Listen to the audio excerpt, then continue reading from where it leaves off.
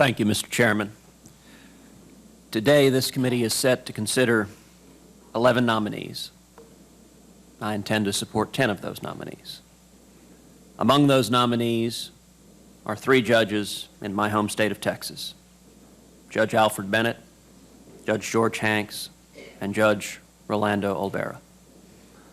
All 3 of those nominees participated in the Federal Judiciary Evaluation Committee that Senator Cornyn and I have established, a bipartisan committee of experienced practitioners throughout the state of Texas who vigorously question nominees. I would note those nominees, 2 are African-American judges, 1 is an Hispanic judge. All 3 have earned reputations for fairly and impartially applying the law. All 3 came through the Bipartisan Judicial Evaluation Committee with flying colors. All 3 impressed both Senator Cornyn and me with their record and their intention to remain faithful to the law. So I'm pleased to see the committee moving forward on those nominations. Among the 11 nominees being considered is, of course, Ms. Loretta Lynch. Like many of the members of this committee, I'm an alumnus of the Department of Justice.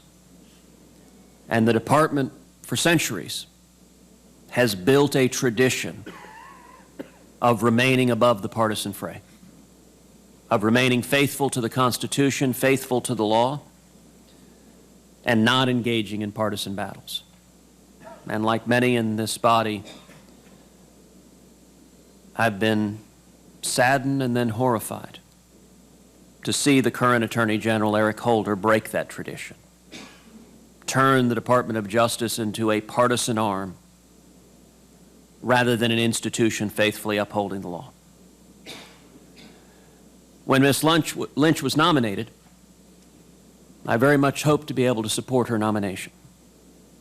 Number 1, I would be very happy to see a new Attorney General who would remain faithful to the law leading the department. Number 2, Ms. Lynch has a remarkable career of professional achievements, and in her tenure as U.S. Attorney in the Eastern District of New York, she has earned a reputation among practitioners in New York with whom I've spoken as a relatively no-nonsense prosecutor. So I came into the hearing with high hopes. I must say, however, that the answers Ms. Lynch gave in this hearing room, in my judgment, render her unsuitable for the position of Chief Law Enforcement Officer for this nation. I wish that were not the case. She had ample opportunity to make clear where she stood. The most difficult thing for any Attorney General to do is to have the courage to stand up to the President who appointed that Attorney General. It was asked, what would you expect her to do? Well, for an Attorney General, I would expect an Attorney General nominee to candidly state that she would be faithful to the law and the Constitution and not simply rubber stamp the authority of the President. The answers Ms. Lynch gave at this hearing were nothing short of breathtaking. When she was asked how she would differ from Eric Holder, she could provide no way whatsoever in which she would differ from Eric Holder. That was not a good start. When she was asked about President Obama's illegal and unconstitutional executive amnesty, which I might note, no less a legal scholar than Barack Obama, has 22 times noted he lacked the authority to issue, an amnesty which I would note just last week a federal district court declared illegal. Ms. Lynch pledged to support executive amnesty, saying she found the legal justification reasonable. But it doesn't just stop at that. It's not simply this is an Attorney General who will carry out this illegal and unconstitutional executive amnesty. Ms. Lynch went much further. When Ms. Lynch was asked, in her legal judgment, would the theory of prosecutorial discretion allow President Obama to extend amnesty to all 12 million people here illegally? She refused to answer that question. When Ms. Lynch was asked if in her understanding of prosecutorial discretion, a subsequent president could instruct the Treasury Department to no longer collect taxes in excess of 25%. She refused to answer that question. When Ms. Lynch was asked if a subsequent president exercising her theory of prosecutorial discretion could instruct the federal government that no federal labor law or environmental law would be enforced in any way against the state of Texas, she refused to answer that question. Look, that was by design an absurd hypothetical. That should have been an easy answer. The answer is no, that's patently unconstitutional. Throughout the course of the hearing, Ms. Lynch consistently refused to acknowledge any limitation whatsoever on the authority of the President of the United States. Over and over and over again, when Ms. Lynch was asked if she agreed with the Holder Department of Justice's position that the government could place a GPS tracker on the automobile of every single American in this nation with no probable cause whatsoever, a position, I might note, that was rejected unanimously by the United States Supreme Court. She refused to answer that question. When Ms. Lynch was asked if she agreed with the Holder Justice Department's position that the First Amendment provides no protection whatsoever for a church or synagogue selecting its pastor or priest or rabbi, a position that was also rejected unanimously by the United States Supreme Court, she refused to answer that question.